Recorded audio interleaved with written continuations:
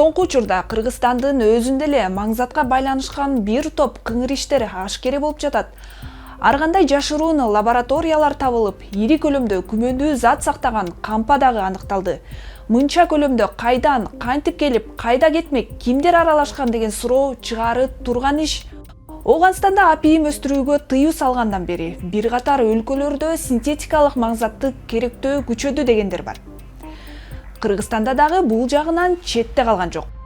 Маңзаттын синтетикалык жаңы түрү учурда дүйнө жүзүнүн баш оорусуна айланды. Химияны мектеп программасынан жакшы билгендер аны оңой эле жасап коерун адистер айтууда. Ошол себептен маңзат колдонуучулардын курагы барган сайын жашарып келе жатат. Аны көзөмөлдөө абдан кыйынга турууда. Химиялык реагент же ар кандай ыкма менен химиялык заттарды өндүрүү прекурсор деп аталат. Сыяктуу учурда эң көп колдонулган психотроптук заттардын курамы тагыраагы прекурсорлор кыргыз базарына көбүн эсе Кытайдан келет. Алар интернетке ачык эле жарнак берет. Ошол себептен буйрутма берүү дагы оңой. Аны маңзат колдонуучулар же ортодогу алып сатаарлар жакшы билет. Жарнактагы жайнаган номерлерге мен дагы Telegram аркылуу байланышып көрдүм. Салам. Порошок буйрутма берейин дедим эле. Кандай порошок? 2B 4M. Бизде бар. Силерге канча көлөмдө керек?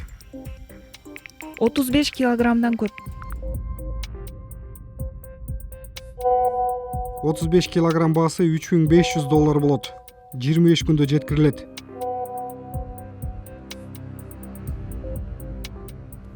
Кыргызстанга маңзат жана психотроптук заттарды ташып келүү, сатуу мыйзамсыз экенин, бул үчүн кылмыш жоопкерчилиги карала турганын эске алып, аны өлкөгө кантип алып кирсе болорун сурадым.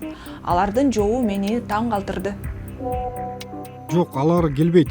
Биз Кыргызстанга дайыма жөнөтөбүз. Бул коопсуз. Алардын Кыргызстанга мындай заттарды жеткире алабыз дегени чын болсо, анда маңзат өлкөгө оңой эле кирип жатабы? Адистердин айтымында мындай кыңыр иштер жооптуу мекемелердин айрым кызматкерлеринин жардамы менен ишке ашышы мүмкүн.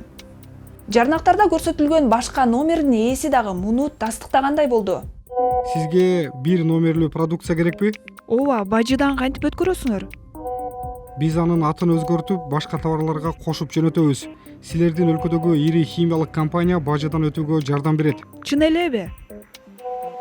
Ооба, Орусия, Өзбекстан, Кыргызстанга көп жолу жөнөтөбүз. Бизде туруктуу кардарлар көп. Алар маңзатты ташууда маселе жаралбай турганын айтып, мени коркпой эле буйрутма берүүгө үгүттөп жатышты. Далил катары буйрутма берүүчүлөрдүн товарды алдым деген каттарын дагы жиберди. Бирок бажыдан өтүүгө жардам берет деген химиялык компаниянын атын ачык айтпай койду. Товар таңгакталган кагаз кутуга салынып, сыртына буйрутма берүүчүнүн каймана аты жазылат.